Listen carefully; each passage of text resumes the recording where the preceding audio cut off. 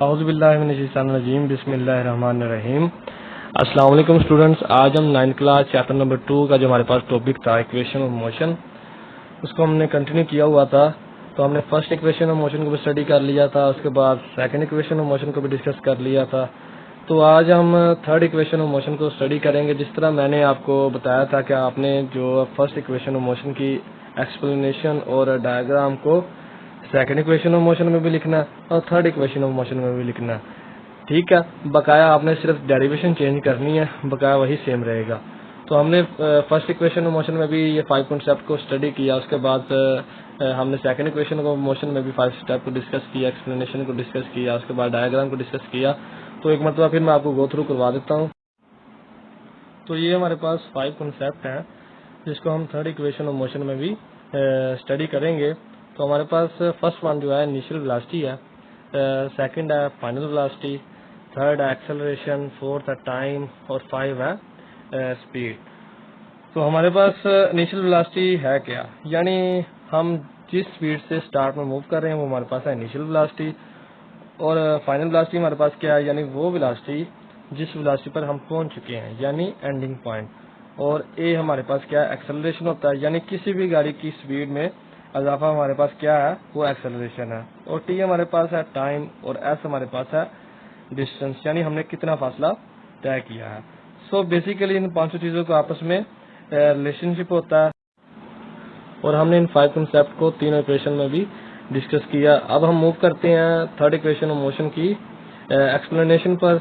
जिस तरह हमने फर्स्ट इक्वेशन ऑफ मोशन और सेकंड इक्वेशन ऑफ मोशन में एक्सप्लेनेशन को डिस्कस किया, इस तरह हम थर्ड इक्वेशन ऑफ मोशन में भी एक्सप्लेनेशन को डिस्कस करेंगे। तो मैं जस्ट आपको गो थ्रू करवा देता हूँ। Consider a body moving with initial velocity vi and acceleration a, its velocity become vf after time t। तो हमारे पास एक बॉडी है जो कि अपनी इनिशियल वेलोसिटी के साथ मूव कर रही है, और फिर हम उस बॉडी को एक्सेलरेट करवाते हैं। अब एक्सेलरेट का मतलब क्या है, हमारे पास जो पहली वेलोसिटी थी उसको हम चेंज करवाना चाहते हैं। फॉर एग्जांपल हम 30 मीटर पर सेकंड की स्पीड से मूव कर रहे थे, तो हम स्पीड को बढ़ाना चाह रहे हैं, यानी उसको 50 मीटर पर सेकंड की स्पीड तक ले जाना चाह रहे हैं। तो हमारे पास एक्सेलरेशन होगा तभी तो वो तेज होगी, तो एक्सेलरेट हम उसको करवाएंगे। और फिर कुछ देर बाद जो हमारे पास इनिशियल वेलोसिटी होगी वो तब्दील हो जाएगी फाइनल वेलोसिटी में। The motion of the body described by the speed time graph as shown in figure. अब हम जो बॉडी की मोशन है उसको स्पीड टाइम ग्राफ से शो करवाएंगे। तो हमारे पास ये था स्पीड टाइम ग्राफ। जिस तरह हमने first equation second equation of motion में स्पीड टाइम ग्राफ की डायग्राम को ड्रा किया था, इस तरह हम थर्ड इक्वेशन ऑफ मोशन में भी इसको ड्रा करेंगे ऐसे ही, ठीक है। और बस डेरिवेशन चेंज होगी, बकाया स्पीड टाइम ग्राफ और एक्सप्लेनेशन वही रहेगी। तो मैं डायग्राम को भी गो थ्रू एक मरतबा फिर करवा देता हूँ। तो आपने फर्स्ट वन जो काम करना है वो ये है कि आपने एक एक्स एक्सिस पर लाइन ड्रा करनी है और एक वाई एक्सिस पर लाइन ड्रा करनी है।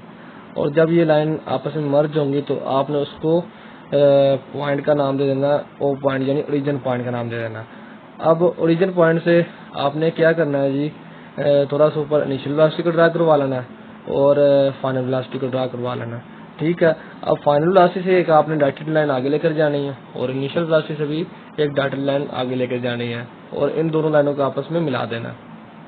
फिर आपने क्या करना है, इनिशियल वेलोसिटी से एक स्लोप को ड्रा करवाना है, ठीक है। उस स्लोप को एक्सेलरेशन का नाम दे देना है और बाकी पॉइंट को भी नाम दे देना है, यानी ए बी सी डी।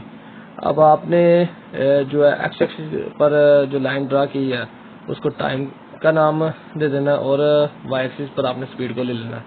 तो ये हमारे पास सिंपल डायग्राम थी स्पीड टाइम ग्राफ की, ठीक है। इस तरह आपने सिंपल ड्रा कर लेनी है। अब जैसे हमने सेकंड इक्वेशन ऑफ मोशन में डिस्टेंस से स्टार्ट किया था, यहाँ पर भी हमने डिस्टेंस को ही फाइंड करना है। वहाँ पर हमने देखा था कि ओ ए बी सी डी, यानी हमारे पास क्या है, एरिया है। लेकिन हमने वहाँ इसके दो पार्ट कर लिए थे, एक को हमने कह दिया था रेक्टेंगल और एक को हमने ट्राइंगल कह दिया था। अब हमारे पास मैथ में एक वर्ड आता है ट्राइपीजियम का, यानी इसमें दोनों साइड पैरेलल होती हैं, यानी सेम डिस्टेंस होता है और दो साइड अनपैरेलल होती हैं। अब हमने सेकंड इक्वेशन ऑफ मोशन में क्या किया था, दो पार्ट कर लिए थे डायग्राम के, एक को हमने रेक्टेंगल कह दिया था, एक को हमने ट्राइंगल कह दिया था और उसका अलग अलग एरिया फाइंड किया था। लेकिन हमने थर्ड इक्वेशन ऑफ मोशन में अब ऐसा नहीं करना, हमने टोटल एरिया फाइंड आउट करना है। तो हमारे पास एक फार्मूला यूज होता है ट्राइपीजियम का, ठीक है, तो मैं आपको वो फार्मूला बता देता हूँ। आपने क्या करना जी, पैरेलल साइड को प्लस करना और मल्टीप्लाई करवा देना हाइट से और डिवाइड करवा देना 2 से।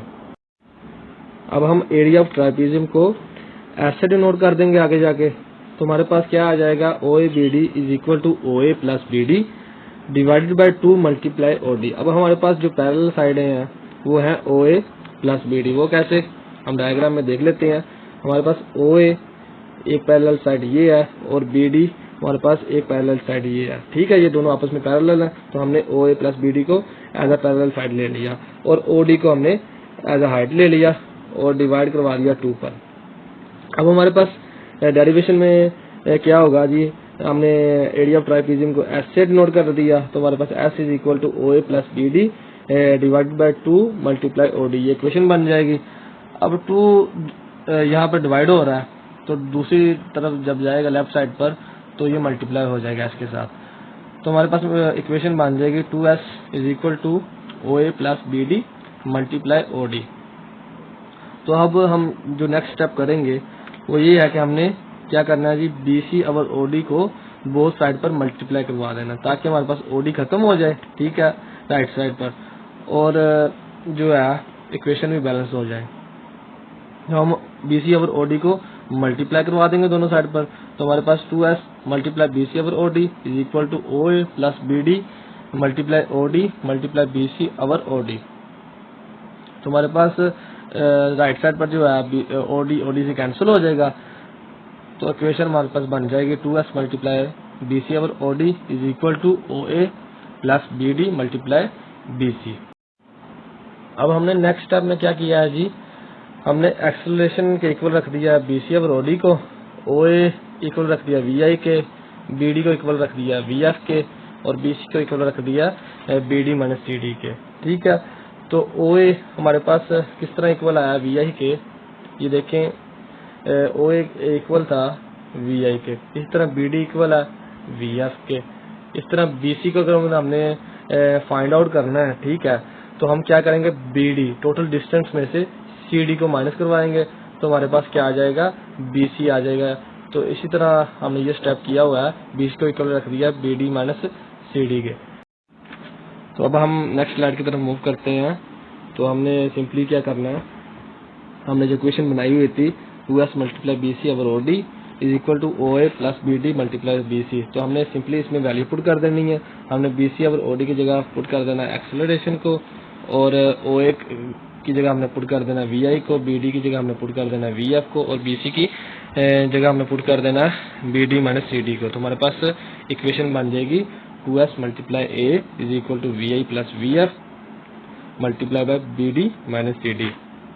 तो एक्सेलरेशन जब 2S से मल्टीप्लाई होगा तो हमारे पास वैल्यू बन जाएगी 2AS और VF plus VF minus VI। अब VF माइनस VI किस तरह आया, तो हम डायग्राम में देखते हैं BD माइनस CD किसके इक्वल था। तो BD हमारे पास इक्वल था VF के और CD हमारे पास इक्वल था VI के, तो हमने BD माइनस CD किसके इक्वल रख दिया, VF माइनस VI के।